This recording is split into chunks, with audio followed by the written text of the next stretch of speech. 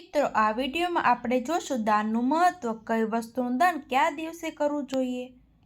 સનાતન ધર્મમાં દાનને સૌથી પવિત્ર કર્મોમાંનું એક માનવામાં આવ્યું છે।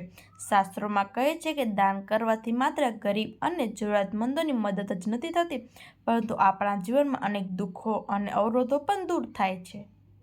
ધર્મગ્રંથો અનુસાર દાન કરવાથી પાપનો નાશ થાય છે, પૂર્વજોના આશીર્વાદ મળે છે અને જીવનમાં સુખ સમૃદ્ધિમાં વધારો થાય છે।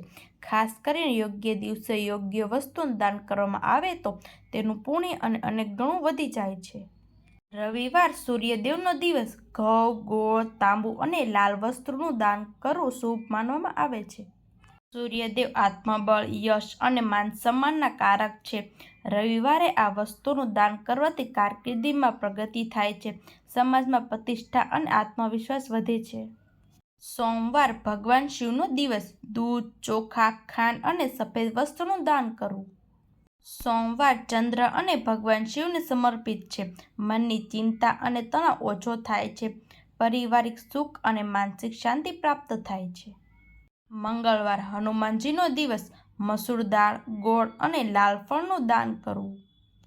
મંગળ ગ્રહની શુભતા વધે છે, હનુમાનજીની કૃપાથી ભય અને શત્રુ બાધા દૂર થાય છે, સાહસ, શક્તિ અને આત્મવિશ્વાસમાં વધારો થાય છે। બુધવાર બુદ્ધિ અને વેપારનો દિવસ, પુસ્તકો, લીલા મગ અને લીલા શાકભાજીનું દાન કરવું। બુધ ગ્રહ બુદ્ધિ અને વાણીનો કારક છે, વિદ્યાર્થીઓ માટે ખાસ લાભદાયક છે, વેપાર અને નોકરીમાં સફળતાના નવા માર્ગ ખુલે છે। ગુરુવાર ભગવાન વિષ્ણુ અને ગુરુનો દિવસ, ચણા દાળ, હળદર, પીળા કપડાં અને કેળાનું દાન કરવું।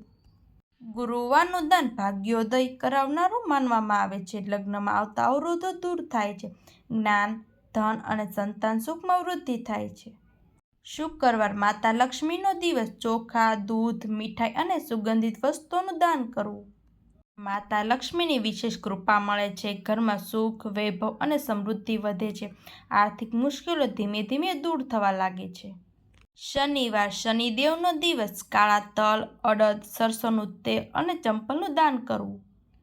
શનિદેવ કર્મફળના દાતા છે, શનિ દોષ અને જીવનના કષ્ટોમાં રાહત મળે છે, અટકેલા કાર્યો પૂર્ણ થવા લાગે છે।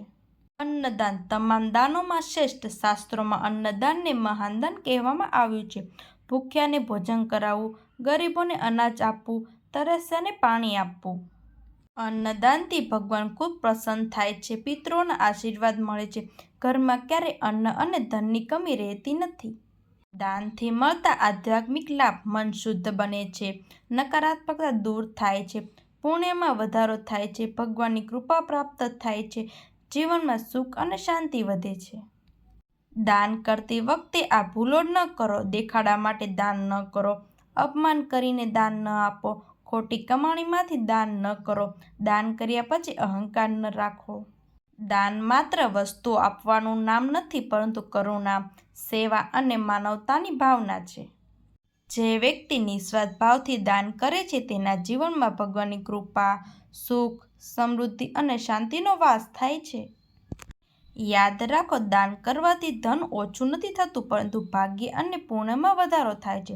વિડીયો ગમ્યો હોય તો એક લાઈક જરૂર કરજો। આ માહિતી ઉપયોગી લાગી હોય તો તમારા મિત્રો અને પરિવાર સાથે શેર કરજો। આવી જ ધાર્મિક, ભક્તિમય અને ઉપયોગી માહિતી મેળવવા માટે અમારી ચેનલને સબસ્ક્રાઇબ કરજો। જય શ્રી કૃષ્ણ।